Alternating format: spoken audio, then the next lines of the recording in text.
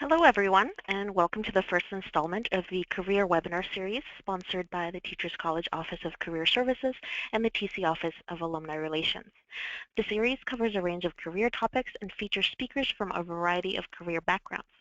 If you have any ideas for future speakers or topics, please feel free to submit them on our website at www.tc.edu/alumni/career-webinars, or send an email to tcalumni@tc.edu. Today's webinar is Education Startups and Entrepreneurship, Bringing Your Skills to the World, presented by Gayle Allen. Gayle earned her EdD from Teachers College in 2008 and is an experienced educator, researcher, and entrepreneur. Gayle was the founder of 2 professional institutes for K-12 educators before becoming the Chief Learning Officer for BrightBytes, which is the world's leader in research and data for schools.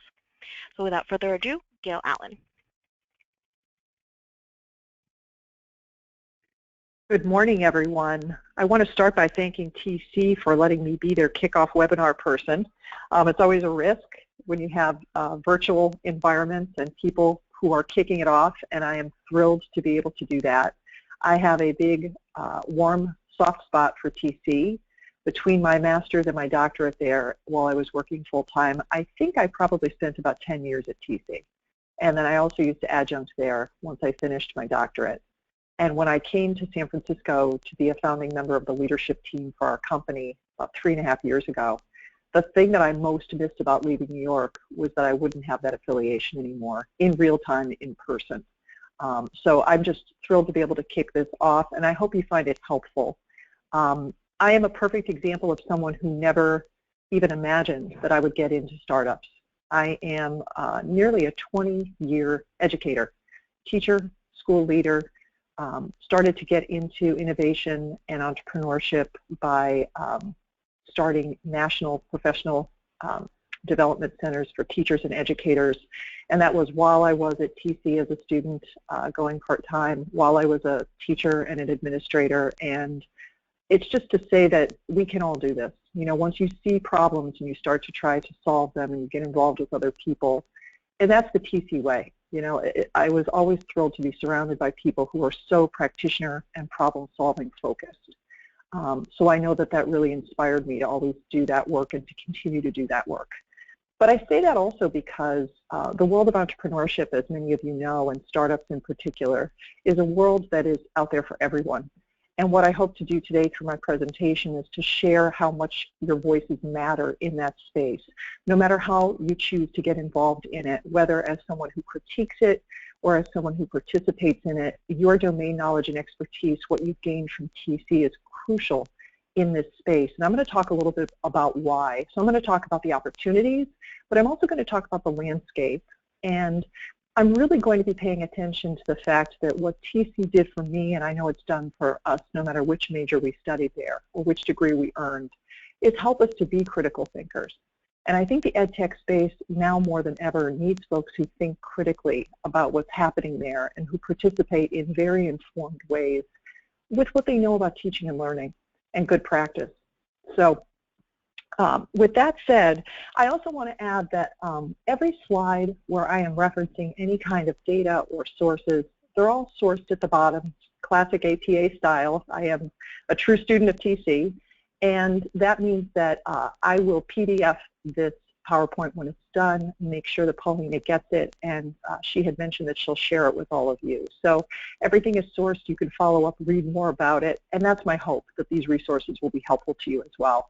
And certainly feel free to connect with me on Twitter. I'm on LinkedIn. I have a website where I write a lot about these issues. Please, I invite you to engage with me even after this is over, because I'm very passionate about this topic and want to make sure that if there are questions you have or people I can connect you to, I'd very much like to be a resource. So what I'd like to do is to start by having us take a look at this landscape. What does it include? And believe me, I will go from there into some very specific aspects of the concrete in terms of how do you get involved if you are interested in getting involved. But I think it's really important for us to take a look at this landscape, and in particular, I think it's very important for us to look at it from an economic perspective, because that is a place of power given the fact that we are a capitalist society. And I think, again, it's a place to look at in terms of opportunity as well as critique. Right now, we're up to $2 billion that's being invested in education technology. And the investors are people who are venture capitalists. These are angel funders.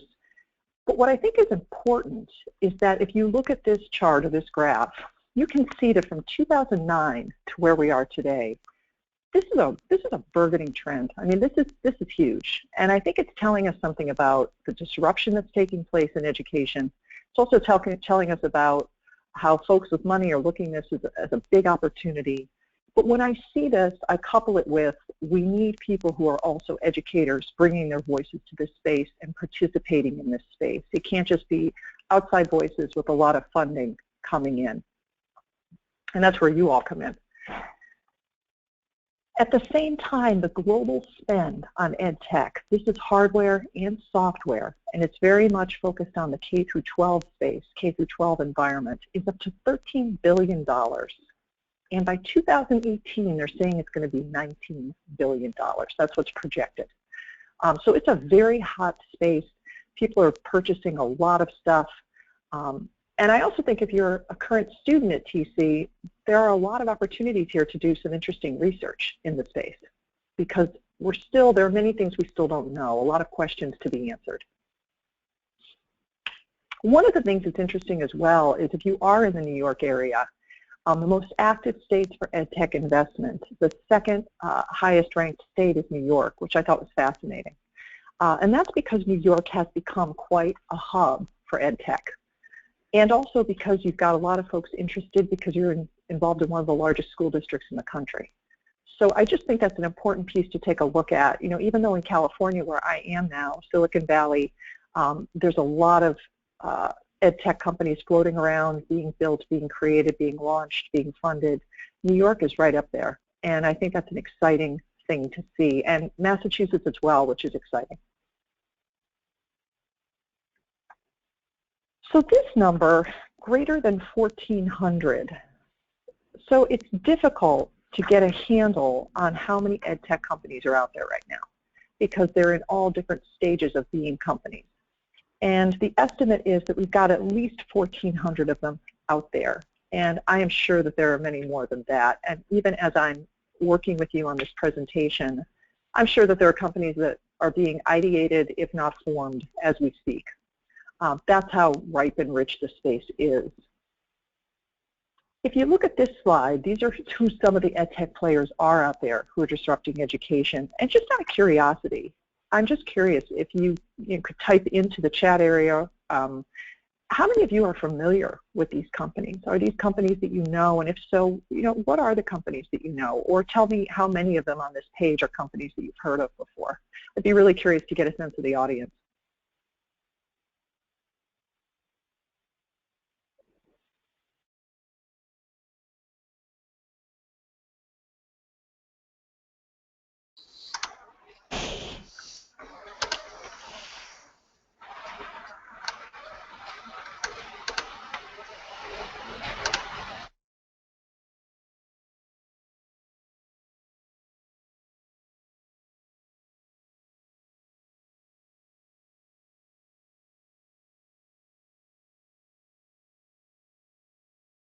Okay, so from the responses coming in, it looks like some people are familiar with some of the companies, some familiar with Coursera, Nora, I think, have heard of Edmodo, 4 different ones, Newton, some have heard about 3 of them, Edmodo again,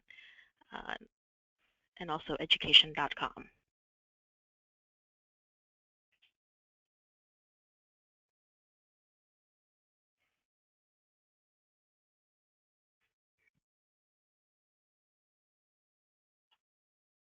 Familiar with the companies that you're familiar with. Thank you for sharing, first of all, the companies that you either know or are familiar with. In some case, some of you may actually be using some of these companies' products in your classroom if you're currently teaching. And if not, you may have children of your own who are using some of these for learning, or you may be using some of them. If you're in a space where you're learning development, you might be using Pluralsight, for example. But I think what's interesting is many of these companies are not all that old, and it's incredible how many of them you're already familiar with. So thanks for that insight and that feedback. It's pretty interesting to hear which of the ones you really know. EdSurge, which is an online news source that's very plugged into the edtech scene, they keep a running list of the products that are out there, and they look at the market and they put it into segments and try to organize them in that way. And this is they try to keep this as updated as possible. This is their latest list of sort of who's getting what and in what way. So again, you can see that I'm sure that this list is a difficult one for even them to maintain, but you can see that it runs the gamut.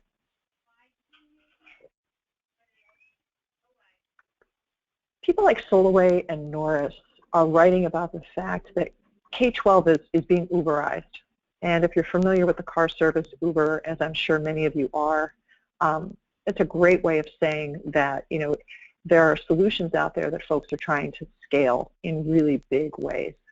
And there are definitely some pros and some cons to that, some challenges with that, as well as some excitement around it. But I think it's interesting to see that people like Soloway and Norris, who've been operating in the space as academics for quite a while, are really taking notice. What I also want to share with you, and this is going to launch into sort of that continuing role that I'd love to see many of you play, many of us play, is this is still a lot of what's happening in the space. So this gentleman on the left with his thumb up, you know, he's representing the average salesperson out there, going into schools and telling them about products that will improve student learning outcomes. And I want to say that very often, and if you've worked in schools, or even if you have children in schools, or you're following the dialogue or the debate, that's a really, that's a big claim to make. And I think, again, reinforces why we need folks who have domain knowledge. Teachers are the ones, they know the learning process best. They're in the trenches, and besides parents, they're the ones who see that light switch on. So it's really important for educators to be involved in this space. I can't say that enough, because there's nothing like really understanding what teaching and learning involves to help create the types of products that are informed by what we know about good teaching and learning, and who can really help build and design those products and have a voice in that space. This is a quote from August 2013, and I think what's interesting is I put this in deliberately because it's a growing movement of former teachers using tech to improve education but from outside the classroom. So they're saying that former teachers are the people now getting involved in the space, and what I would say is more and more it's teachers who are in the classroom right now who are increasingly getting involved in the space, which I think is a great thing to see. And they're doing that in a whole host of ways, which I'll talk about when I talk about roles. But I think, again, this idea of past, present, future teachers getting involved in this space, you can never get involved too early. You don't have to feel like getting involved in this space means you have to have put so many years into the classroom or so much time doing X, Y, or Z job. It's actually a space that is so new and so built on the kinds of skills that are very much about roll up your sleeves and dive in, that you can't get involved too early. In fact, I wouldn't wait too long if you do have interest to get involved, because there's so much opportunity there. Speaking of that, when we think of the EdTech space, many of you may or may not be familiar with all of the roles that are available to people who are interested. And I wonder if, as you think about the EdTech space, what are those roles that you think either you're interested in or have potential for people like yourself to participate in this space? I'd love it if you would just kind of chat some responses here.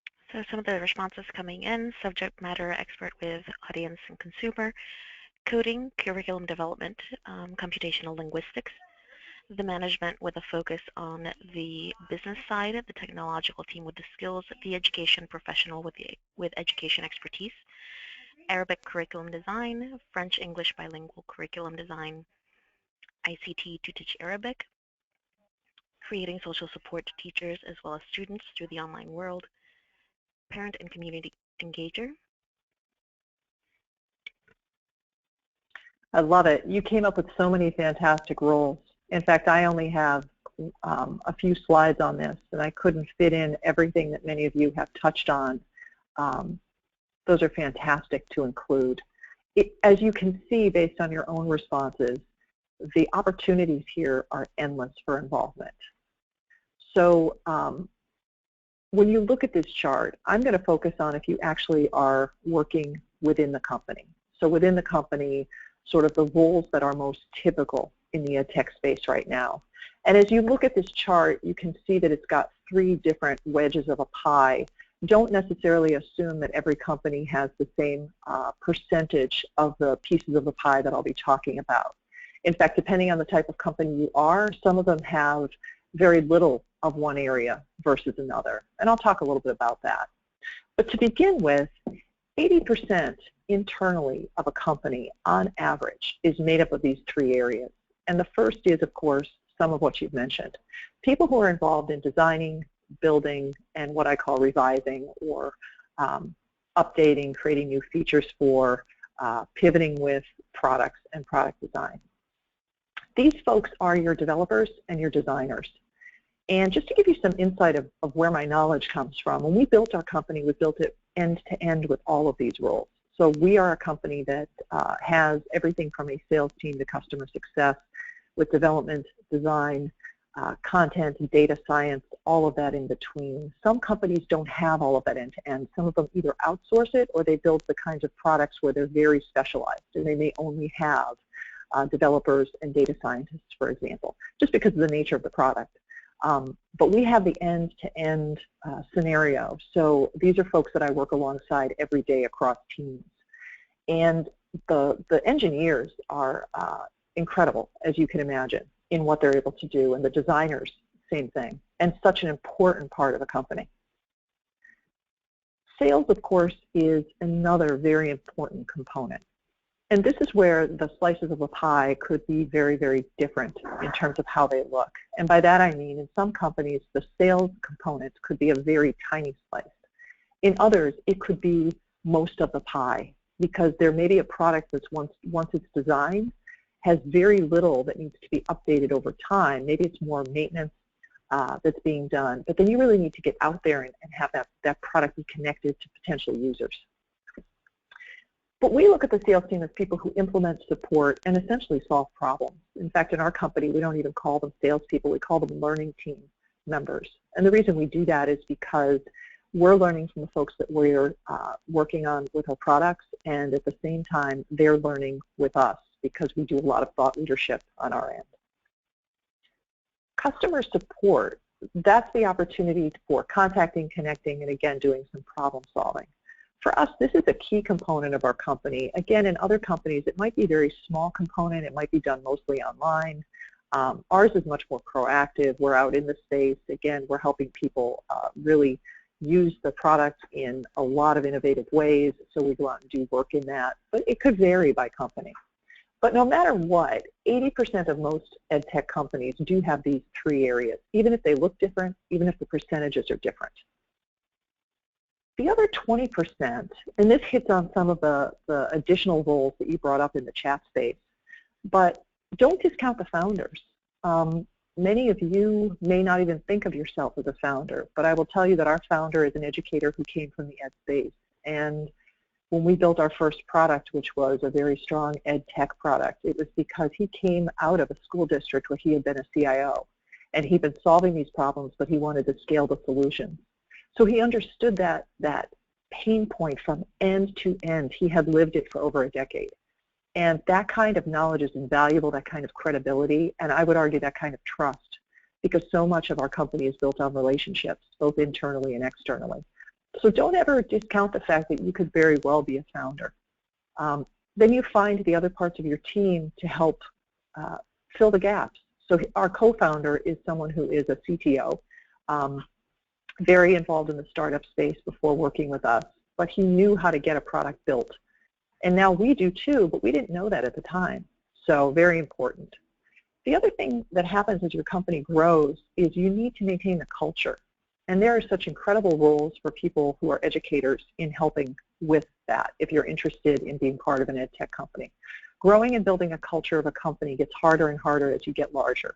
We went from 6 people, we went from 2 or 3 people working side by side to 6 people working side by side, and now we have over 100 people, a percentage of whom are off-site. And so the culture piece is now hitting us very hard at 3.5 years old because it gets more and more difficult to maintain. It has to be very deliberate. And, so we have to look to people to help us do that. Not that we don't inform the culture, but we really need someone who's good at that role.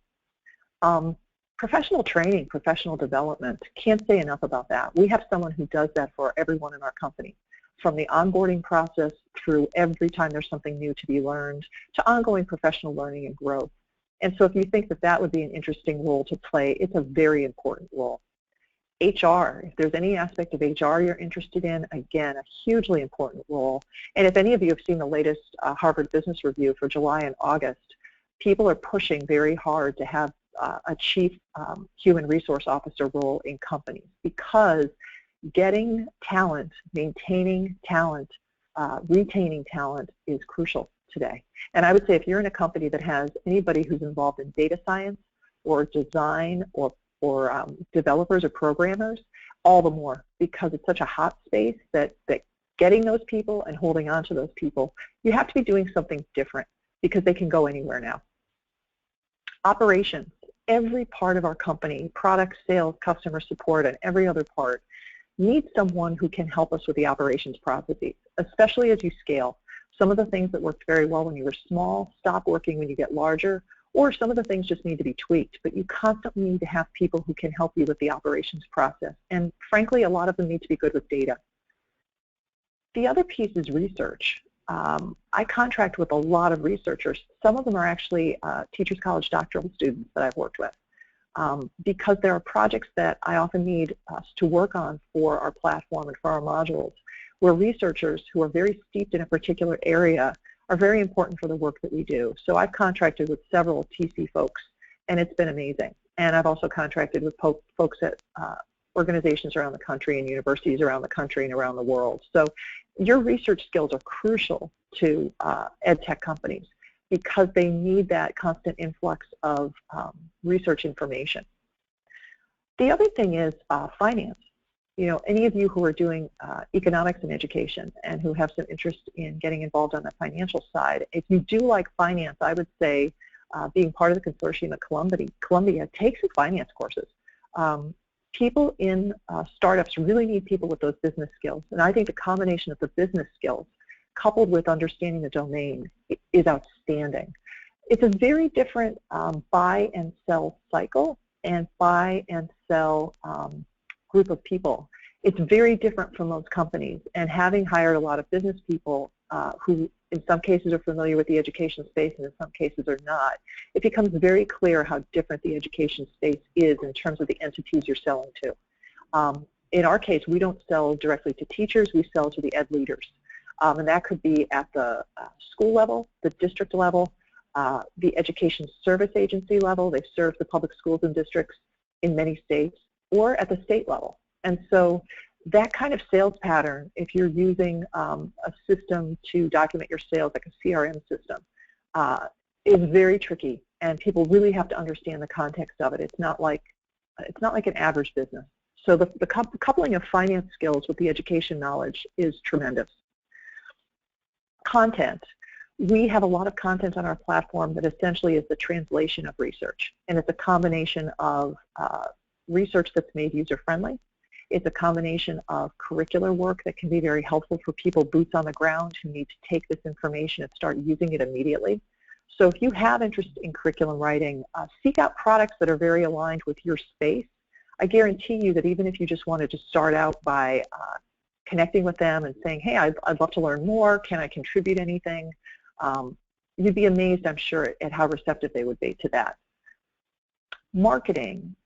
If you're interested in marketing at all, people who understand the education space, who have marketing skills, are invaluable. We have worked with many marketers. One of our biggest challenges again and again is that domain knowledge. It's everything, because people who have to kind of learn it from the outside, they don't always really learn it. And it's really, really important. Finally, product. I talked about product as folks involved internally in the company. We also have a lot of folks that we work with externally.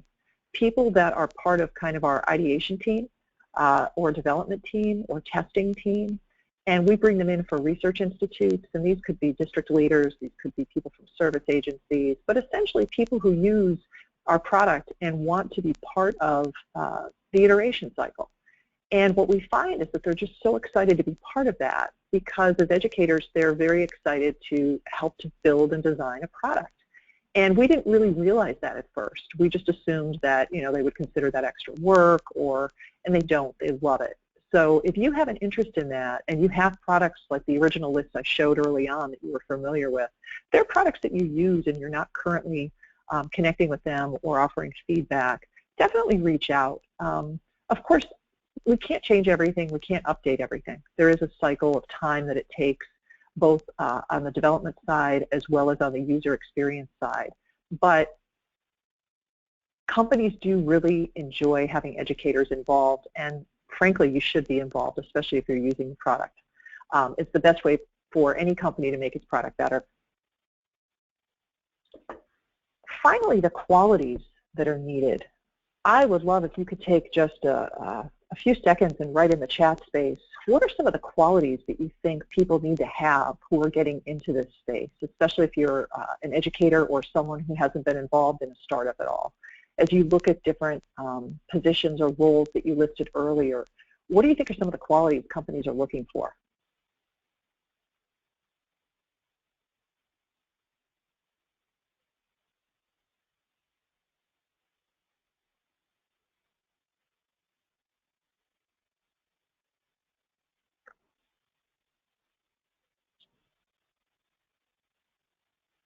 Okay, so we have creativity, risk-taking, knowledgeable about content, collaborator, someone who is innovative, innovation, flexibility, a mix of domain expertise, analytics, and people skills, being resourceful, knowledgeable, and practical in your applications, ability to work in the gray, knowing what the market really needs, and willing to take risks and learn new skills, creativity, and collaborative.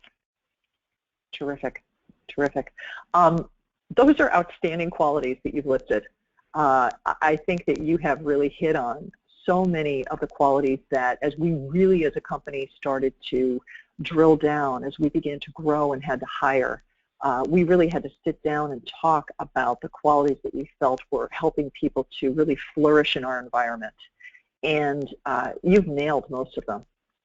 In our company, we talk about 7 characteristics of a BrightBytes employee, and we keep it at 7. Believe me, we could probably go to 30, but we're really looking for people who are mission-driven. And when we say mission-driven, we default in nearly every position we have as much as possible. We can't do it for everything. To people who have had at some point some education experience, some experience as a teacher or an administrator or some aspect of school life. Because that is a huge part of our mission. Our mission is always about the educator first, and the teaching and learning first, and the leadership first for us. And we've been fortunate because we've done well by it. I would argue that any company can do well by that. But it's because we have such respect for educators, and we're very adamant about that from end to end in our company. We're also very focused on people who are curious, people who are learners. And those two come from the fact that in a startup, you can be hit by something new tomorrow and the day after and the day after. And you have to be curious enough to want to learn it. And then you have to be a very self-directed learner who can teach yourself. Because there are so many things that come up, and you don't always have time to seek experts outside of the company, even though we've done that a lot. So you also have to be willing to network and reach out. But you also can't waste time worrying about not knowing something and how that might make you look. You have to be okay with the fact that if you don't know it and there's a really strong timeline or deadline, You've got to fess up and just start learning fast and learn from the best, get the best materials, but just start. People who are leaders, and that for us has always been title or no title, formal or informal, role or no role. You know, how are you operating when no one is looking? How are you operating, modeling to your peers? As you grow as a company too, how often are you trying to step on other people to get a certain title as the company grows? Maybe it's the first time the company is getting that particular role or position. Versus how are you saying, you know what, it's about the work, it's about what I'm producing, it's about how I'm treating my colleagues, because that always gets noticed. Owner, we talk about this a lot. When you are given a certain project or when you're given something to work on, just like any job, do you own it from end to end?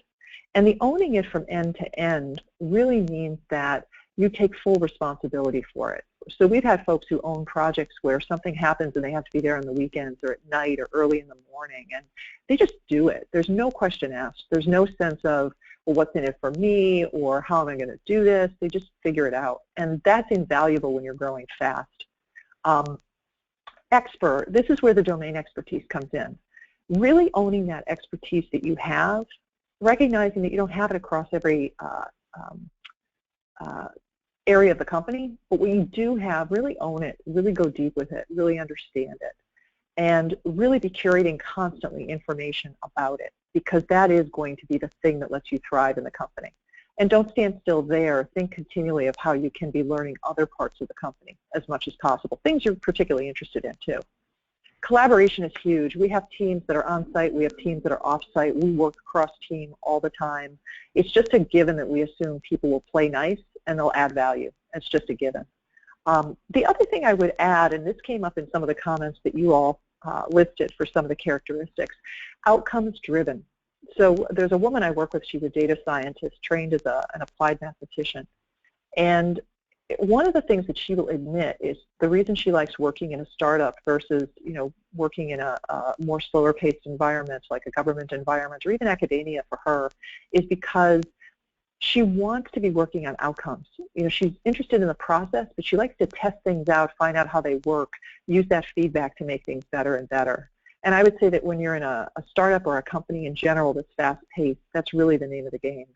And so being very focused on outcomes in terms of metrics, no matter what your area is, and being able to look at those metrics as feedback for ways to improve, it's crucial. And that means that even areas of the company that people would consider kind of soft are places where we've definitely put in metrics to help us think about that.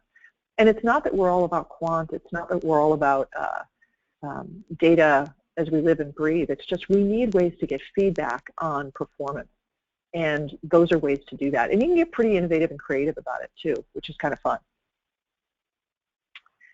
So what I wanted to talk about was, you know, what are ways to get started in this space? But at the same time, I want to be very respectful of the fact that many of you may be interested in my talk today because you're already out there in this space. So, for example, where are you at in your journey with this particular, with the EdTech sector? Do you want to learn more about the space?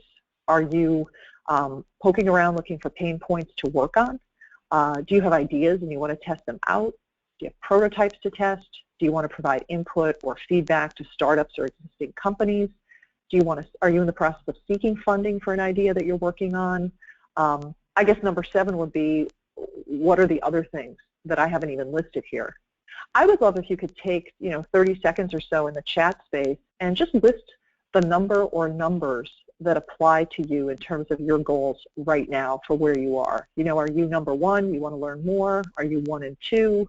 Are you something that's not even on this list? I would just love to get a sense of where you are in relation to this space. That'll help too as I think of the Q&A portion of this.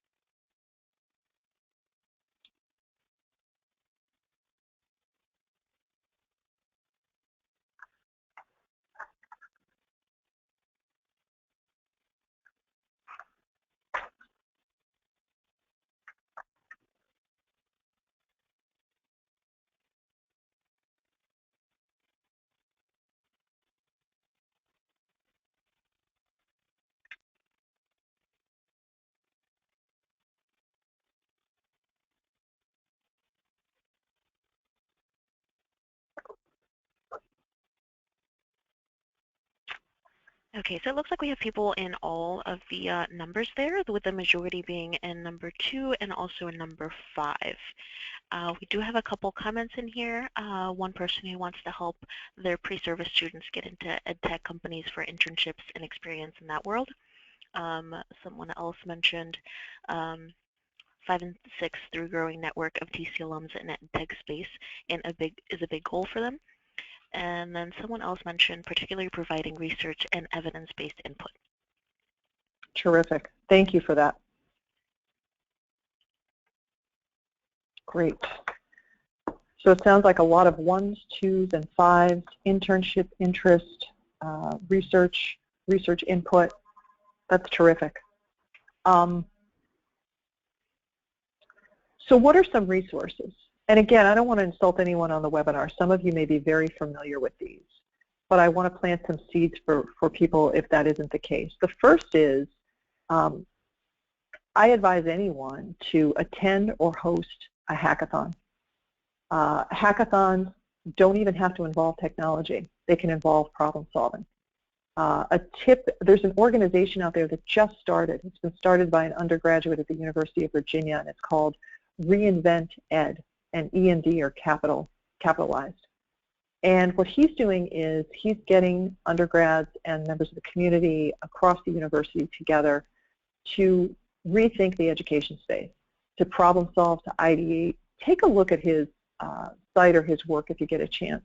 The reason I bring him up is because we can often think that hackathons are very, very techy, and they can be, but they can also be very problem-solving oriented with sort of a collaborative component that looks very online tech-like, but it's in person and people are working together. Attend or host those, especially if you're looking to, let me grab this for a second, especially if you're looking for ideas or pain points. This can be a great way through a hackathon or a meetup to find pain points if you're looking to start a company, or if you have some pain points that you want to vet to people, or if you want to provide input or feedback to startups or existing companies. If you go online to meetups, if you've never been to a meetup before, just go online to meetup.com and go to your area and look at the mile radius around it that you're willing to travel to, and just type in EdTech. There are typically meetups all over the country, and in your particular part of the world, I'm sure that there are many of them that you can attend, go to. They're usually made up of folks who are educators as well as folks who are entrepreneurs. It's a great opportunity to network. The other thing you can do is you can host one. I don't know at this point, and maybe Paulina, when we get to the Q&A, can share a little bit about this. TC may already be sponsoring some hackathons or some meetups, I'm not sure, or even some startup weekends. A lot of universities and colleges are doing this right now. I know EdLab is very active in the ed tech space in terms of writing and thinking and hosting speakers. I know that they could be a great resource to folks as well at TC. But startup weekends, unconferences like ed camps, if you really want to pick the brains of teachers going to an ed camp, they're free, they're national, in fact they're international. It's just a matter of going to the Ed Camp Foundation website and you'll get a calendar of information. You can also go on Twitter and you can look at hashtag EdCampUSA and reach out to people and find out where they're holding those. The beauty of them is that they're unconferences, so if you're not interested in sitting through a formal conference, you don't have to. They're all directed by teachers, and teachers pick the topics for the Ed Camp, which means that you will quickly get to see what teachers are wrestling with and what they want to talk about, especially if you want some insights into companies to start. I would also say look online, get onto LinkedIn if you're not on there already, and take a look at some of the groups that are listed there. Start to participate in some of those, especially some of the ed tech spaces. Get on TC's LinkedIn group if you're not on there. Start to participate in some of the things, some of the conversations happening there. Twitter chats are invaluable for some of this. The Twitter hashtag EdTech is a fantastic place to get connected to practitioners as well as some thought leaders in that space. And they have them by state as well as, of course, nationally and internationally. You can find a Twitter chat schedule online just by going to Twitter chat schedules, and you could even get more specific and say Twitter chats in education, and you will quickly see what the schedule is for many of the hashtags you might be interested in. Also, incubators and accelerators, and when these words first came out, they were often very siloed, and increasingly they're often very much the same thing. They're an opportunity for a very, very beginning company to get into a space that's got a strong ecosystem where you get to learn about all aspects of a startup and have some support and have some people willing to share knowledge and expertise. In some cases, maybe they're doing an initial investment in you. And then it gives you an opportunity to really take your idea and start to flourish. And finally, which speaks to something that many of you were interested in, find specific EdTech companies who have products that you're interested in, particularly products that you're using, and do a deep dive on that product. Know everything about it, and the more you're using it with students or with adults or whoever you're using it with, reach out to that company, comment on some of the comment spaces, but offer something of value to them. I will say to you that this is probably very logical, but if you lead with criticism only about a product, some companies are really good about that, but as you can imagine, some companies might think, okay, I want to take that into account, and certainly will as we think of product features and design, but I don't know that I'd want to have sort of a longer-term relationship with this person. So as with any kind of networking opportunity, lead with what you can offer, and if what you can offer is how to make the product better, I think that's a huge plus, but I think it's sort of how you go about it. Are you offering that in a spirit of, I want to be generous, I want to offer something, versus kind of a critique that's just critique only. Offer solutions, offer ideas.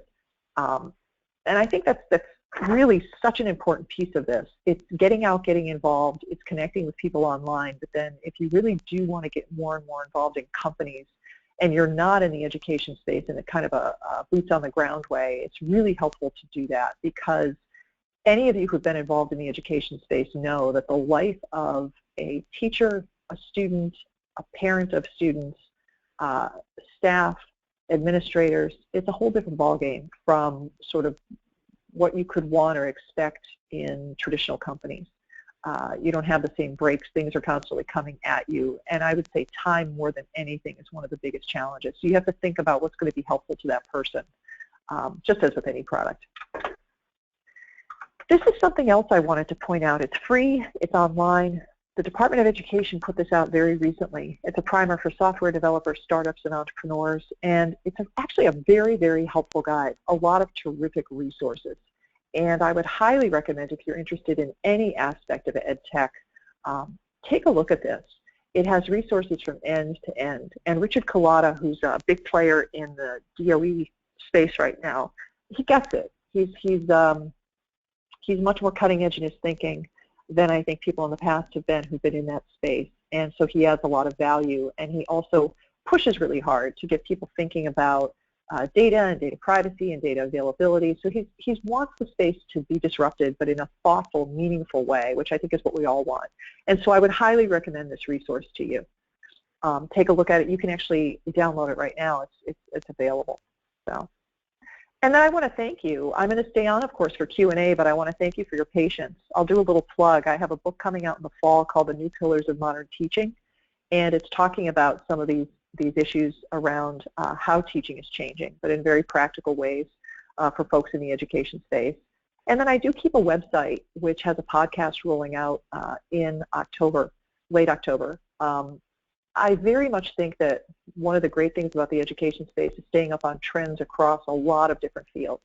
And so I'm a person who really enjoys seeing what's happening in economics and design and technology and business. And so I'm interviewing folks from those spaces.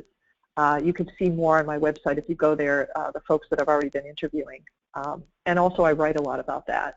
And it's a way for me to constantly be seeding ideas from other spaces. And it's another way for us as a company to stay very innovative and think about our thought leadership in relation to it. Because everything at the end of the day does influence how we teach and how we learn. So thank you all for your participation and your patience as we went through. And then I'm happy to take questions.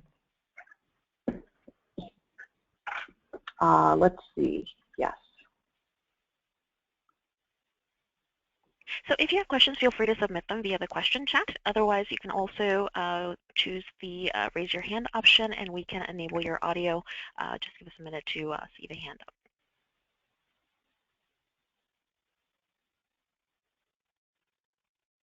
And I'm going to, some people are interested in the name of the student who started reInvent Ed.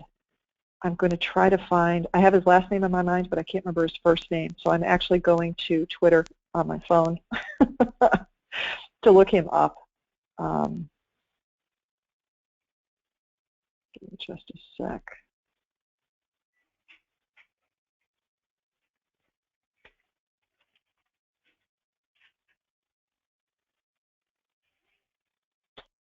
I think his last name is, I want to say Kaczynski. I cannot for the life of me remember his first name. Let me see if I can look it up through the Reinvent Ed.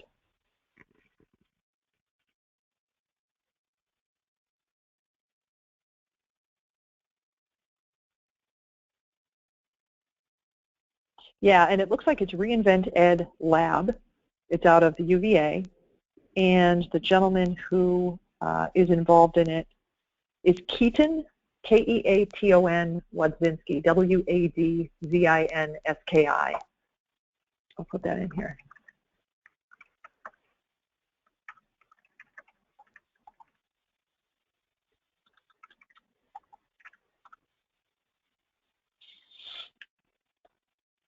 And he also is a very personable young man. He actually reached out to me. I think he's a junior in college right now. He's in his third year of undergrad. And he reaches out to people that he just wants to connect with and learn more from, and vice versa. So if you want to reach out to him directly, he will follow up with you. He will connect with you. He's a really terrific, in-touch person and just an incredible leader for someone at his age. Just a really great role model.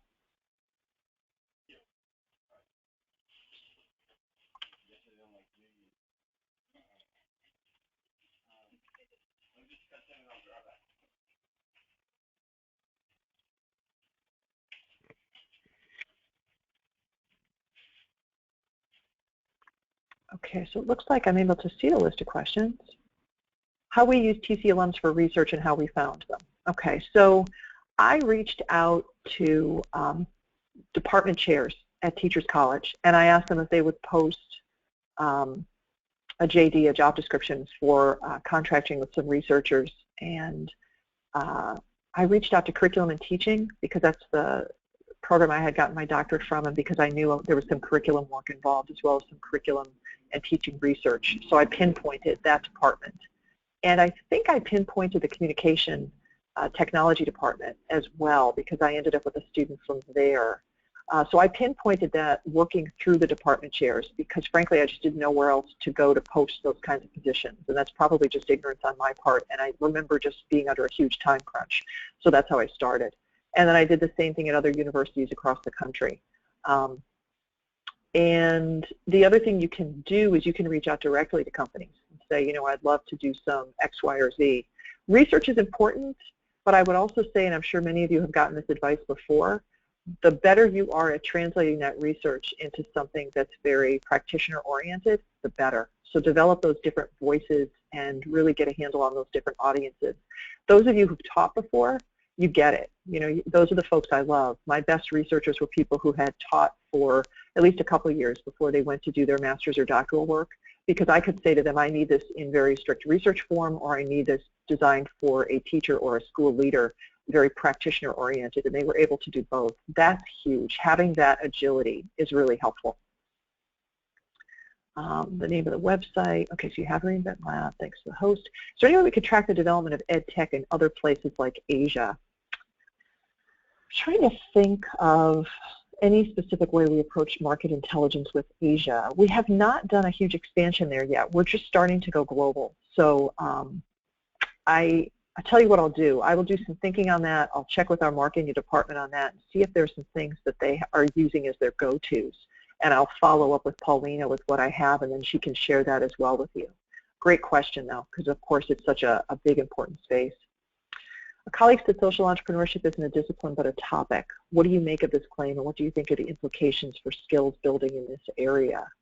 Social entrepreneurship is huge. I think it's invaluable. I did a lot of social entrepreneurship work before getting involved in a for-profit, which is a very different beast.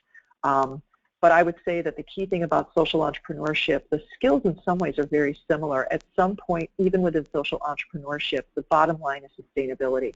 How do you sustain an organization where maybe the only way you are paying the bills is through fundraising. And what does that look like over time? It's hard. Is there something of value you can add that can help generate revenue? Those are important things to think about or to ask. So social entrepreneurship, especially if it's a .org or a nonprofit, you just want to be really thoughtful about what's legal and what's not legal around revenue generation, because you're not a for-profit. But how do you sustain that organization? What's going to make it sustainable? It just has a very different business model, but it's important to recognize that it is, in a way, its own business. But the claim, what do you think are the implications for skills building in this area? I would say that with both for-profit and nonprofit work, the skill building should be go out and start doing it. Don't wait for someone to give you permission. Don't wait until you've earned a certain degree. Get out there and start doing the work you want to do, even if it's volunteering, because that's what's going to help you figure things out. It's going to start to give you the experience, but it's also going to help you figure out what the problems really are and how to solve them. I think steeping yourself in design thinking so that you're really gaining empathy for the folks you want to serve, I think that's everything. How do you build a startup on a small scale for social support for teachers, parents, and students on bullying, as an example? I started with meeting with 5 parents or 5 teachers at a space at a restaurant or recreational community to start discussions. I've been doing this using motivational interviewing or recreational community center to start discussions. I've been doing this type of focus group, which is just another way to reach these types of people. I think you're doing it spot on. I think that you've got to meet with folks who want to talk about this issue because they're experiencing it. And of course, if you're not in that lived moment of the experience of the bullying, seeing it every day and being able to talk with the folks, as it's happening or right after it's happening, which is tricky, this is another great way to do it. I also think that really understanding the space, and you may already have done this, it's really important to know what's already out there and how what you're doing is different from what's already out there. So in addition to doing focus group work, something that we call market intelligence, understanding every product that's out there for the space, understanding what it does, how it works, who it serves, what it costs. It's really important to know and understand that so that you can figure out where would you be located within that. And if you're doing social entrepreneurship, it's equally important because you will be competing for the fundraising dollars that everyone else is within your space. So how will you position yourself? How are you solving the problem from a different angle? What are you providing? What are you offering? Very, very important to do that kind of deep dive at the same time that you're working with people to understand exactly what the problem is and how exactly you want to solve it and what aspect of the problem you're really focused on. And it's okay to start really, really small, to start with one small facet of a problem. We're a great example. As a company, we started out in education and technology. That was our focus. That was our deep expertise. And since then, we have a platform. It's like iTunes, and our modules sit on it, and each module solves a different pain point. And so what we've done then is gained the expertise in that area, gone out and done the market intel, gather with the experts, partner with researchers who really understand that deeply. It's invaluable. That domain knowledge is very important, and then understanding how you are different from is very important because that will inform your marketing materials, that will inform your brand, that will inform your products that you create.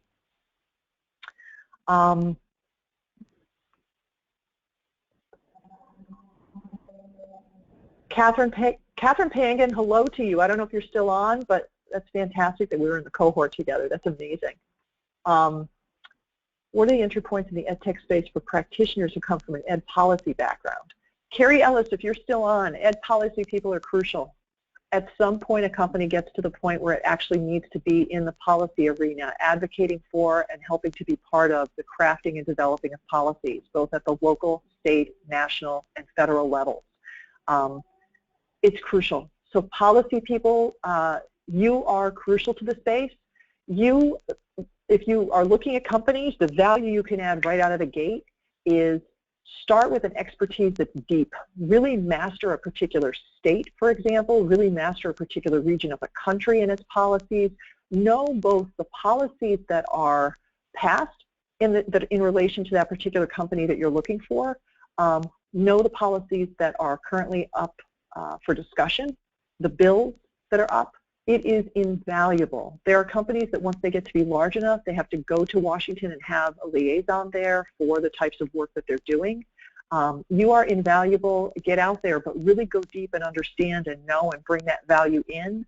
Understand and know all of the sources that are out there around policies and policy knowledge and understanding. And remember that what companies need is they need the download. They need that information quick and fast and to understand it. So your ability to translate that, invaluable. So policy people, you're very important. Avatar cartoon videos that reach those targeted populations to educate them about bullying. I have found that reaching people through avatar video creations are helpful. I agree. Provide an interesting resource. Yeah, I think that avatar videos are an amazing way to approach things. People are doing that in a couple different spaces in the EdTech area, to be sure, and so I'd say keep going with that. That's pretty exciting. Do you have suggestions on connecting with folks working in the EdTech space focused on the U.S. Latino customers? I'm interested specifically with Latino parents who need help with accessing college for their children. Yes, I would go online and look at college and career readiness. Any product that has any connection to that, and I would reach out to folks in that space. It's interesting. We are considering over the next 1 or 2 years, it's on our product roadmap, creating a college and career readiness module. And so we are just starting to look into that space, which means that I probably within 6 months will have a lot more market intelligence to share with you, especially around the Latino community. One organization I would definitely look at is in California, there is a superintendent organization that is geared toward Latina and Latino superintendents. And so I would look into who's listed there, see if you can connect with some folks, see what they're using. So I would look at both the product end and I would look at the practitioner end.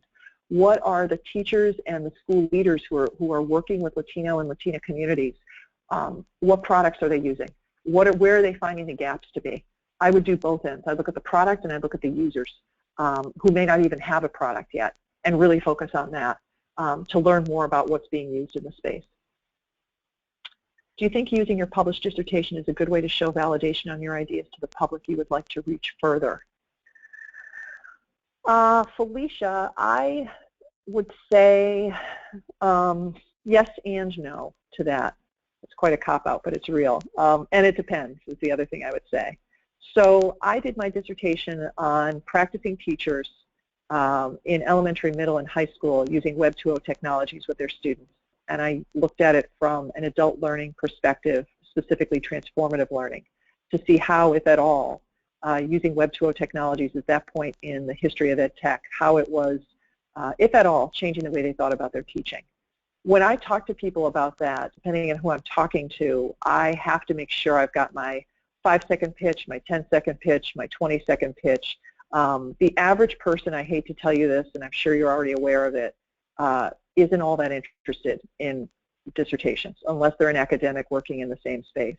So if you can talk about your dissertation in ways that are useful and user-friendly to people, then I would say absolutely. And if it can help you with the audience that you're catering toward, absolutely. But if it's a way for you to talk about doing a dissertation and it's an audience that you want to engage with, I would just say proceed with caution. Know your audience, and that's what I don't know from this question. If it's the public that you want to reach further and you can talk about that work in very concrete and helpful and simple ways, go for it. And I'm not saying dumb things down. I'm just saying the average person only has so much time and so much cognitive space to work with everything coming at them. So just think about what you want to present and why, and that'll inform your how. Avatar video creation on bullying. Yeah, but I think that it's less about the dissertation and more about what you're currently creating. So if you're creating some things, terrific. If you have some bullet points or some very simple things to say about what you've learned based on that dissertation work, your findings, terrific.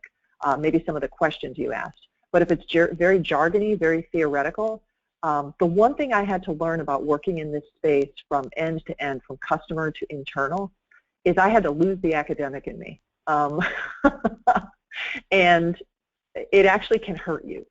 So you just want to proceed with caution as you're working with people. If you have information to share for companies where they're saying, I want a researcher who's done a deep dive on this, totally different ballgame. Then you want to show your research cred.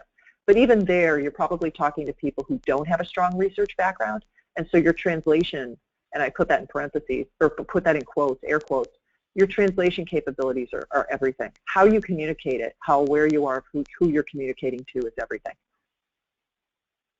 Do you have suggestions on how to cost out education consultancy work? Oh boy.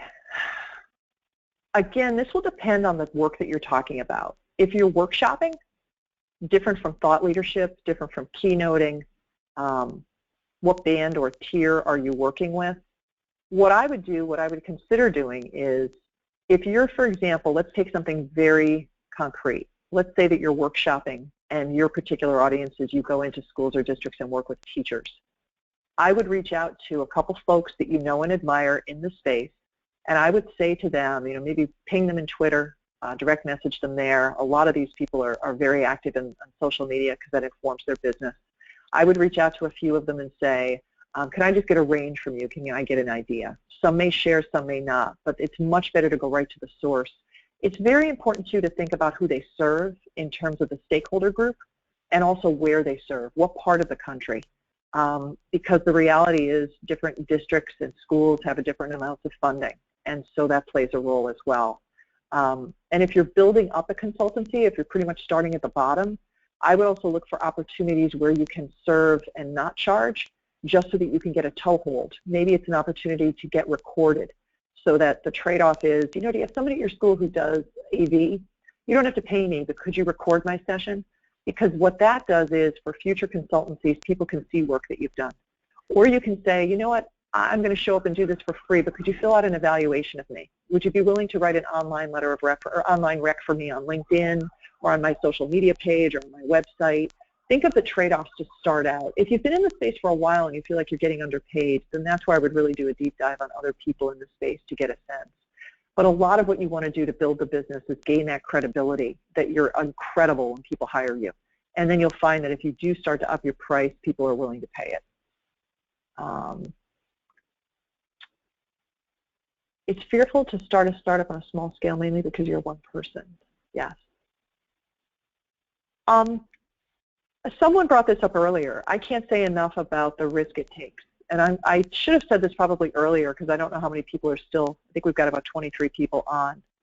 I was at that point in my career where I was about as comfortable as I could get. I was living in Manhattan, commuting out to New Jersey for many years for my job, and it was pretty exhausting. And then I was a student for a lot of it, so I was always doing a lot.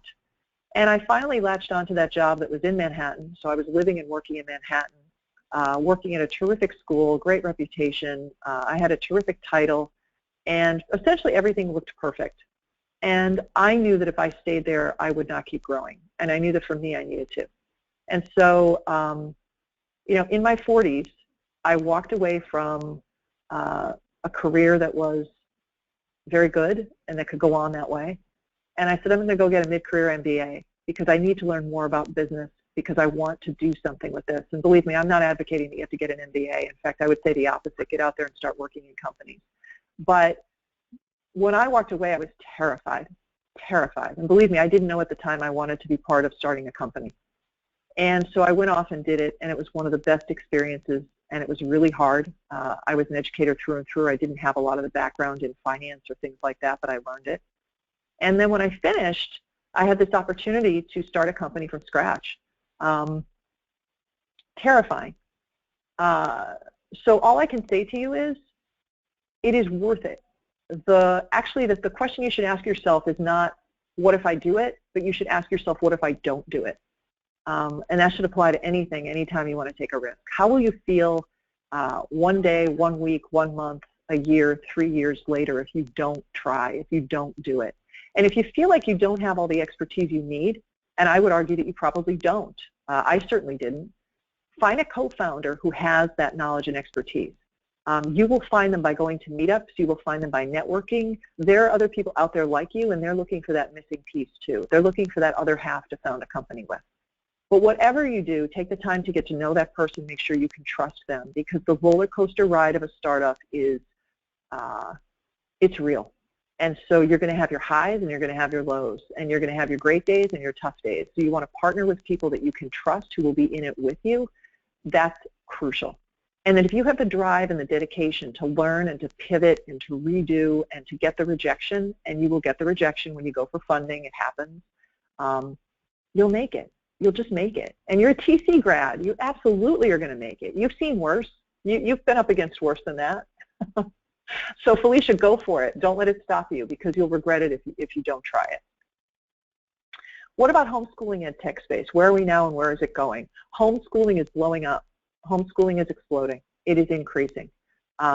We don't cater to the homeschooling crowd only because we serve school leaders.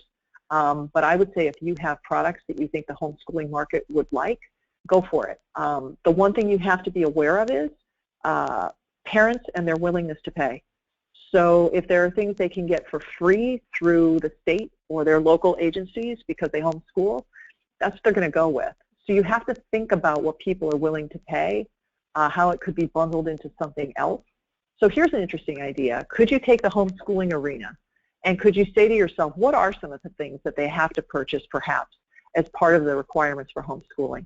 And could I bundle my product in with those? Could I go talk to those companies that produce those materials and say to them, I've got a product that's been tested, it's been prototyped, and you give them all that information. And then you say, can I partner with you and have my products be bundled in with what people purchase? That's the ultimate success if you can do that. It's worth shooting for, but that's what I would aim for because that guarantees sales. And sales at the end of the day for a for-profit company are very important for sustainability. So I just throw that one out there. But homeschooling is a big deal.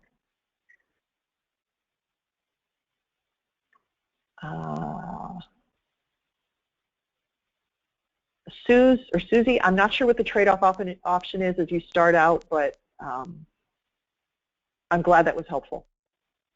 You are also welcome. I want to tell you that I wouldn't trade it for anything, and it has been an absolute roller coaster, and it has not been, there have been many times where, the three of us have turned to each other, the two co-founders and myself since we started this whole thing, when we turned to each other and said, I don't know if we could pay the bills next month, and so let's come up with a plan in case we can't pay everybody. And this was much more in our first 2 years than ever since then because we've been able to do some good fundraising. It's terrifying. And what's terrifying is that when you start to have people who depend on you for their salaries and for their benefits, you don't want anything to go wrong for them. And so it is a huge risk, but I am telling you that my risk muscle has been strengthened in ways I never thought possible, in ways that it never would have been if I stayed at that comfortable school doing my comfortable job. And I knew I was bored and I knew it was time, and I certainly got on a roller coaster and have been sort of riding it up, which is that whole terrifying, like, oh gosh, we're going to come down. But we've been on our ups, we've been on our downs, and you'd be amazed at what you can sustain. Again, a lot of it has to do with the people you do it with. You have to trust them. You have to trust that they're in it with you, with the ups and the downs. It's also savoring the moments when things are incredible. Just like if you're writing your dissertation, savor the times when you're getting good feedback and a chapter is done. It's a process like anything else, and you just got to stick with it. And you got to focus in, and sometimes you have to forget about what's coming out the other end. Like, and just really focus and do good work. And also really care about people. I think that it's really important to care about the people that you hire and that you work with. I think that is invaluable, no matter what happens. Even if you have to let them go because, let's say, as you grow, a certain department is phased out or it's changed in some way, just take care of them. We always try to help people find a new place.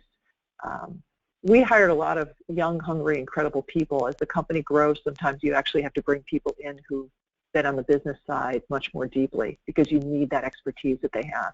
And so we've had to put people over people, or we've had to let go of some people, and just do it well. Treat people well. I'm just a firm believer in that. I'm so happy that I could offer good guidance. Thank you for your thank you. So I thank you for giving me your time. We are at about 10:11, so I also know that I may have gone over a bit. So Paulina, I welcome your interruption if it's needed. No, that's okay. This is Kimberly from Career Services. We just want to thank you, Gayle, for kicking off the first ever webinar in collaboration with the Office of Career Services and Alumni Relations. You are so welcome. I'm just, when I saw the opportunity, the first thought I had was, if I were a student right now, or if I were someone who graduated from TC and wanted to learn more, how can I give back? So for me, for TC, I owe TC so much, and I don't mean that financially, I just mean as a human being. And to me, to be able to give back in this way, if I can share some expertise or help people out, that's invaluable to me. And I want to thank you and your team for your willingness to make this happen. And hopefully, I had written to you, I'm going to try and maybe do a couple more of these, but I'm thrilled to do it, and so happy to connect with everybody. Thank you so much. And again, everyone, the slides will be available via email. We'll be sending a short email after with all of the slides. We are also recording this presentation for future use. And like we said in the beginning of the webinar, if you're interested in doing the next webinar, please go to tc.edu/alumni/career webinars to submit any ideas that you have or to submit your own presentation. You can also contact us at tcalumni@tc.edu. Also, tentatively, our next webinar is scheduled for October 29th, and we'll be sending out additional information then. Thank you again, and we look forward to talking to everyone on the next webinar. Thank you. You're welcome. Bye-bye. Thanks so much, Gayle. Thank you. And if there are ways that there are things you would have liked to have had, just let me know. Great, thank you.